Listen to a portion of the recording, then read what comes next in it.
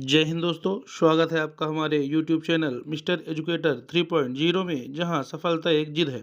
दोस्तों, आज के वीडियो में हम आरआरबी ग्रुप डी परीक्षा जो 24 अगस्त 2022 को हुई थी, उस दिन के सभी शिफ्ट के पेपरों का हम जीके और साइंस के प्रश्नों का एनालिसिस लेकर आए हैं। तो आइए दोस्तों, शुरू करते हैं हम आज की इस वीडियो को। याद रखिएगा दोस्तों, अगर वीडियो पसंद आए तो हमारे चैनल को लाइक, सब्सक्राइब और शेयर करना ना भूलें। चलिए शुरू करते हैं आज की वीडियो को। आज का पहला प्रश्न है दोस्तों, राष्ट्रीय विज्ञान दिवस कब मनाया गया था? तो याद रखिएगा, राष्ट्रीय विज्ञान दिवस 28 फरवरी को मनाया जाता है। दूसरा प्रश्न जो पूछा गया था कि तत्वों का वह समूह जो मेंडलीफ की आवर्त सारणी में नहीं था, तो दोस्तों इसका सही उत्तर होगा नोबेल गैस।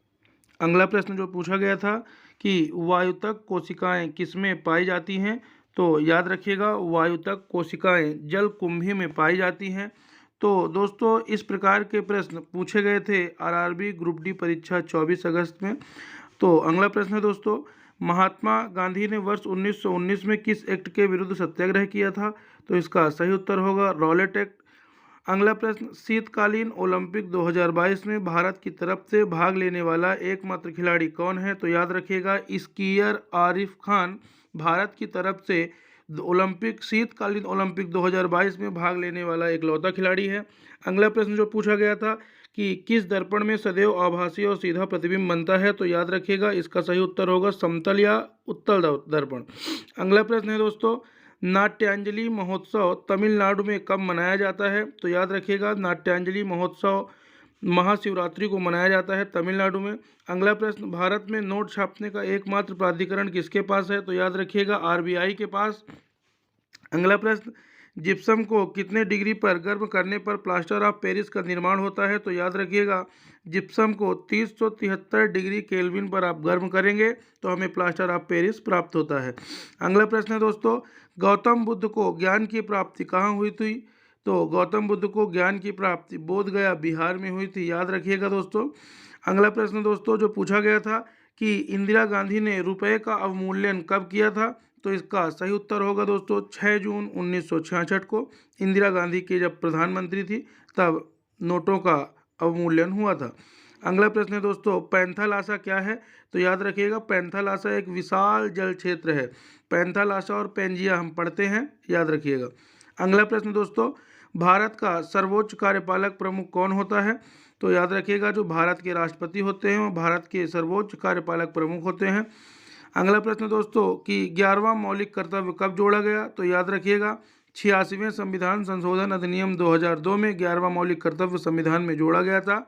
अगला प्रश्न दोस्तों, भारत में कुल कितनी भाषा विश्वविद्यालय हैं? तो याद रखिएगा, भारत में अभी तक कुल 6 भाषा विश्वविद्यालय हैं।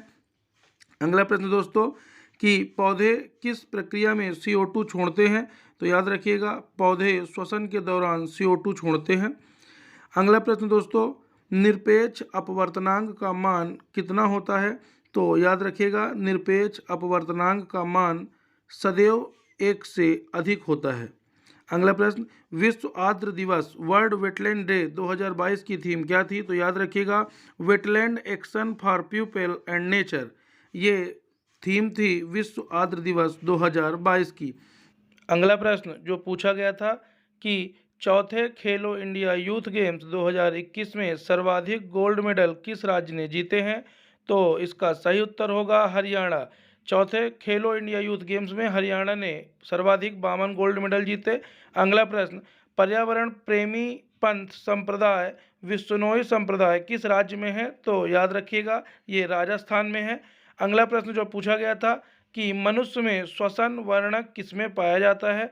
तो याद रखिएगा, आरबीसी, जिसे लाल रक्त कणिकाएं भी कहते हैं, आरबीसी में श्वसन वर्णक पाए जाते हैं। अगला प्रश्न, अगर दर्पण में आपतित किरण मुख्य अक्ष से आ रही है तो आपतन कोण कितना होगा? तो याद रखिएगा, आपतित किरण यदि मुख्य अक्ष से आएगी तो आपतन कोण सदैव 0 होगा। अगला प्रश्न दोस्तों, कोयले के अपूर्ण दहन से कौन सी गैस निकलती है? तो याद रखिएगा, कार्बन मोनोऑक्साइड। अगला प्रश्न, ब्लीचिंग पाउडर बनाने के लिए किस गैस की क्रिया करवाई जाती है? तो ब्लीचिंग पाउडर बनवाने के लिए या बनाने के लिए क्लोरीन गैस से क्रिया करवाई जाती है। अगला प्रश्न, बेंजीन की संरचना कैसी होती है? तो याद रखिएगा बेंजीन C6H6 जिसमें 6 कार्बन परमाणु और 6 हाइड्रोजन परमाणु होते हैं। अगला प्रश्न, प्रोपेन में हाइड्रोजन की संख्या कितनी होती है? तो याद रखिएगा प्रोपेन जिसे C3H8 के नाम से जानते हैं, उसमें हाइड्रोजन परमाणु की संख्या 8 होती है। अगला प्रश्न, मकर संक्रांति किस माह में मनाई जाती है? तो याद रखिएगा जनवरी माह में। अगला, 1960 में हुए सिंधु जल समझौते में भारत की पश्चिमी नदियों में हिस्सेदारी कितनी है? तो याद रखिएगा पश्चिमी नदियों में भारत की हिस्सेदारी 20% है। तो ऐसे प्रश्न आरआरबी ग्रुप डी परीक्षा जो 24 अगस्त को हुई उसमें पूछे गए थे। अगला प्रश्न दोस्तों जो पूछा गया था कि नमामि गंगे योजना का मुख्य उद्देश्य क्या है? याद रखिएगा नमामि गंगे योजना का मुख्य उद्देश्य गंगा नदी के प्रदूषण को कम करना और नदी को पुनर्जीवित करना है। अगला प्रश्न, 6 फरवरी 2022 को भारत ने अपना 1000वां मैच किस देश के खिलाफ खेला? तो याद रखिएगा 6 फरवरी 2022 को भारत ने अपना 1000वां मैच वेस्ट इंडीज देश के खिलाफ खेला है। याद रखिएगा दोस्तों। अगला प्रश्न, अनुच्छेद 53 के अनुसार भारतीय संघ की कार्यपालिका शक्ति किसमें निहित है? तो याद रखिएगा अनुच्छेद 53 के अनुसार भारतीय संघ की कार्यपालिका शक्ति भारत के राष्ट्रपति में निहित है। तो दोस्तों ऐसे प्रश्न पूछे गए थे आरआरबी ग्रुप डी परीक्षा जो 24 अगस्त 2022 को आयोजित हुई थी। आपको ऐसे ही प्रश्नों का लगातार अभ्यास करना है जिससे आप भी अपना पेपर बहुत अच्छा बना सकें। पूरा वीडियो देखने के लिए बहुत बहुत धन्यवाद दोस्तों। यदि वीडियो पसंद आए तो हमारे वीडियो को लाइक, शेयर और सब्सक्राइब जरूर करें। मिलते हैं अगले वीडियो में, तब तक के लिए जय हिंद।